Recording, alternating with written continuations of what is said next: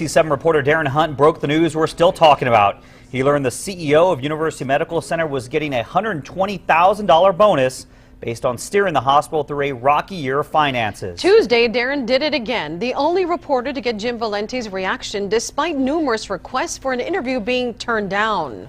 Today, Darren looks at the UMC board, the same people who agreed Valenti deserves the six-figure bonus, despite a year of layoffs and debt. Good evening, everyone, and thank you for joining us. I'm Estela Casas. And I'm Rick Cabrera. Commissioner Vince Bettis gave Ponce until this afternoon to decide whether she would step down from the UMC board. ABC7's Darren Hunt is live in South Central El Paso with the very latest. Darren. Rick and Estella, request denied. Ponce sent me an email about an hour ago stating she will not step down as co-chair of the hospital's board of managers, despite Pettis' request for her to do so. Now, I spoke with both of them earlier today. This is probably the single most important appointment that commissioners make. Commissioner Vince Pettis inherited his office's appointee to the UMC Board of Managers, Laura Ponce, and he wanted her to step down because of a number of concerns. University Medical Center has a budget of about $530 million.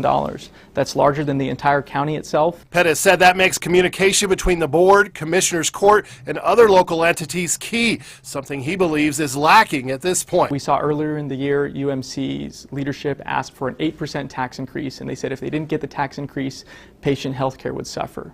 3 days later, they came out and said, well, the tax increase isn't necessary. We're going to find other ways to solve the problem. A few days later, Pettis said Commissioners Court granted a $20 million tax anticipation loan, which he said he has yet to receive an update on. Based on all of those circumstances, I just really felt that in the best interest of the people that I represent, I respectfully asked her to step down. I was very surprised. As for Valenti's big bonus, Ponce said the board was obligated by contract. Every year this is something that's contractually obligated, and as far as I know, there hasn't been a year where the board has not fulfilled its obligation. Would you say you're one of his biggest supporters on the board?